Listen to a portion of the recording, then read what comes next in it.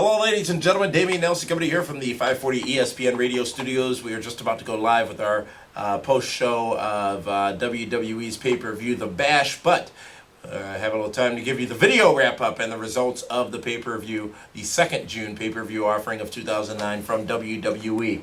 3 championships change hands. CM Punk, heel or not? Not quite sure, and an excellent matchup is what really defined this pay-per-view. Firstly, the ECW champion is still Tommy Dreamer, as he was able to prevail in that matchup, that ECW championship scramble match, which went over 20 minutes, so given actually a good amount of time to deliver some quality product. From there, as Dreamer retained, we went to the Intercontinental Championship match where Chris Jericho and Rey Mysterio wrestled each other again, and they delivered an amazing matchup tonight at the Bash. Rey Mysterio does not lose the mask and does become the new Intercontinental Champion in World Wrestling Entertainment. Again, a phenomenal matchup from those two, Chris Jericho and Rey Mysterio. However, Chris Jericho would walk out with gold from the Bash. More on that in a moment.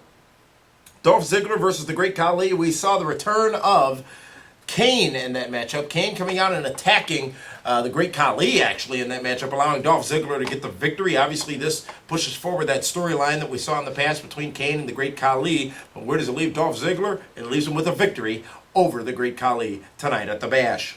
The Tag Team Championship was on the line, the Unified Tag Team titles. It was billed as the Colognes defending against Legacy, Rhodes and DiBiase. However, before the match, after being told he needs to continue to shake things up, Theodore Long comes out and announces that he has added a third team to this match, and it is now a triple threat tag team matchup for the Unified Tag Team titles. That team is the team of Edge and Chris Jericho, and they are, after spending no more than 1 minute in the match, they are the new WWE and World Tag Team Champions. So as I said earlier, Jericho does indeed walk out with gold on this pay-per-view, The Bash. Interesting swing and twist in that matchup. Again, new World and WWE Tag Team Champions, Edge and Chris Jericho.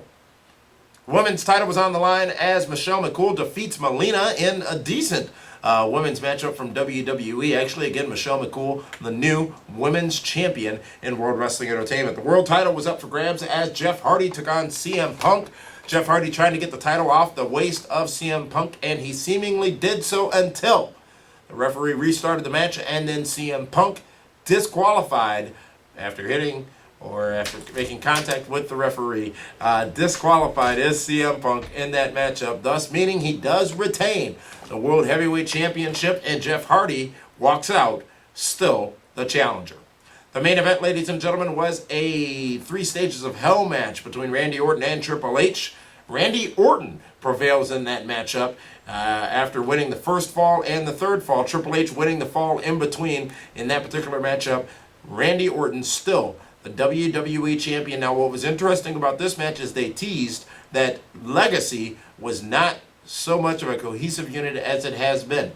Cody Rhodes, Ted DiBiase specifically, not necessarily cooperating with Randy Orton throughout the course of the evening, but that was just a sham, as Randy Orton uses the help of Legacy in that final contest, a stretcher match, to retain the WWE Championship. So, now the ball's in your court, guys. Go to pwrshow.com and let us know what pay-per-view you thought was best this month, and specifically your thoughts on the Bash.